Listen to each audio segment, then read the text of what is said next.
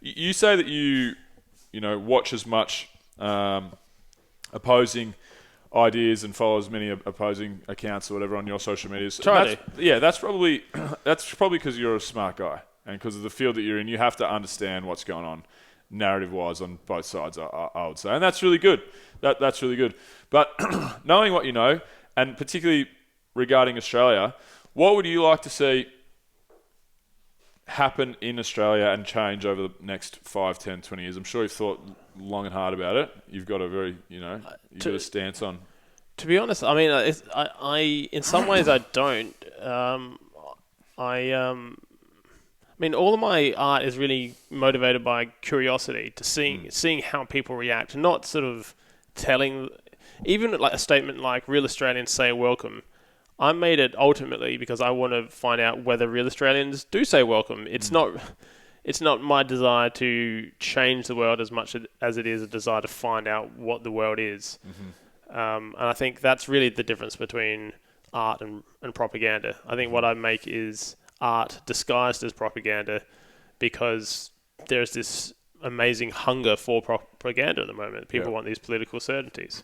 So I don't think about policy and how to fix the country or how to fix the world. I really think that I think most about is just personal psychology, how people and especially myself, how I can go about my life in a way which is beneficial to me and the people around me, and sort of in concentric circles, my community, my city, the country, the world.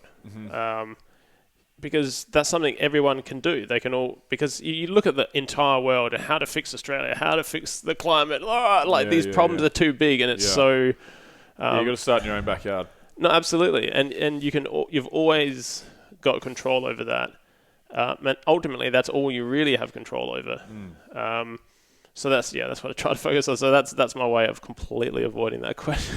You've avoided them well. I'm trying to load up with some real heavy hitting stuff here. I think, I know it must be frustrating, but I think that it's not frustrating at all. I'm only joking. I'm all good, mate. I just think that I'm like, fuck. Oh, you walk out the door. Fuck that guy. I think that it's quite possible for people to get the wrong impression about me, that I am very sort of politically minded, but I just it's just not really what I sort of see it as a trap of being. It's so much like, because I wrote this book, Poster Boy, and it's very much about why I did the poster projects and what I've discovered about myself. And I think that a lot of people get into politics. This is me explaining what I did. I got into political art for therapeutic reasons in a lot of ways. And a lot of people do this. They go, I want to avoid all this shit inside. I'm going to do that by trying to fix the world. Because the internal problems when it comes to family, relationships, your own imperfectibility, that stuff's super hard. So hard, in fact, that fixing the whole world seems easier. And it not only...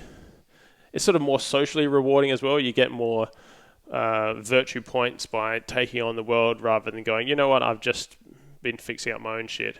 People aren't going to sort of give you as much praise for that. So there's just so many incentives to avoid the internal problems and to seek out external validation.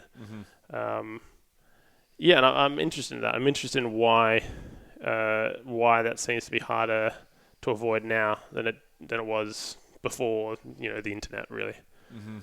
Yeah, interesting.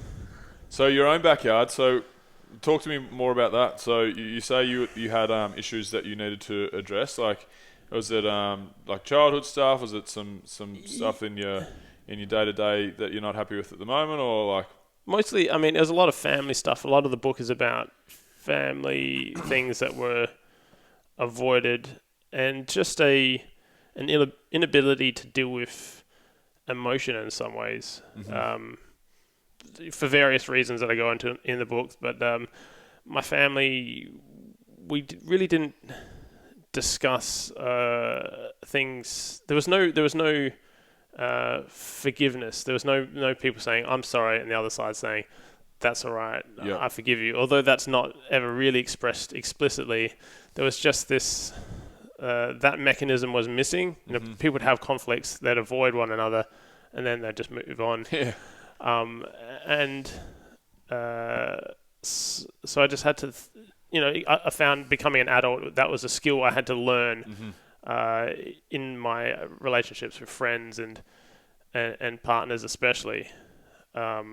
And I just think about that sort of, what would the world be like if we didn't have forgiveness? And it seems on the grand scale that's something that we are forgetting. We don't forgive people. We go, that person did the wrong thing. Yep. Cancel that person because they are impure. And because forgiveness is kind of traditionally it's a theological concept. It's a spiritual concept of that person has done wrong, but they've admitted it. And we're all imperfect, so we forgive them. And if we lose that mechanism within a society, we're fucked. Yeah, 100%. 100% fucked. Because we're all dirtbags at the end of the day. We all fuck everything up. Yeah, and it's even if your external behavior seems perfect, everyone's got thoughts in their mind that are fucked up, and I think the more that you try to have a perfect exterior, eventually the thoughts will rebel, because that's a part of you too. Even if you don't admit it to yourself, it's just bubbling away there. And so, there needs to be some release valve, and that's art, that's comedy, that's these things that allow people to go, oh, we're fucked, we're fucked up, and then it gets out, and you sort of. And you do it together, you sort of see each other, oh, we're all fucked up. It feels fantastic. Yeah, let's have a beer. Yeah. Yeah, let's all be friends. Yeah, it's empathy, I guess. Yeah. Yeah. To the human race. Yeah, absolutely. So I just, I try. I'd like to do that more for my posters, but ultimately, that's what we all want from art and culture, is that feeling of shared empathy. And it's interesting when that happens through people admitting their faults. So that's what I go into a lot in the book, is trying to sort of do a real deep dive into my past and why, because it's a weird thing. What I do is a weird thing, traveling around the country, sticking up posters. What do you do with yourself? Oh, I'm a poster boy. You're one of those. Oh, there's only one. Oh, okay. You're weird. That's right. Yeah. No, I stick up posters. Yeah. No, it is interesting. Yeah. I had to just sort of go, why do I do this? And and the only way I could explain that was by thinking a lot about my past and family and all of that stuff. So, Interesting.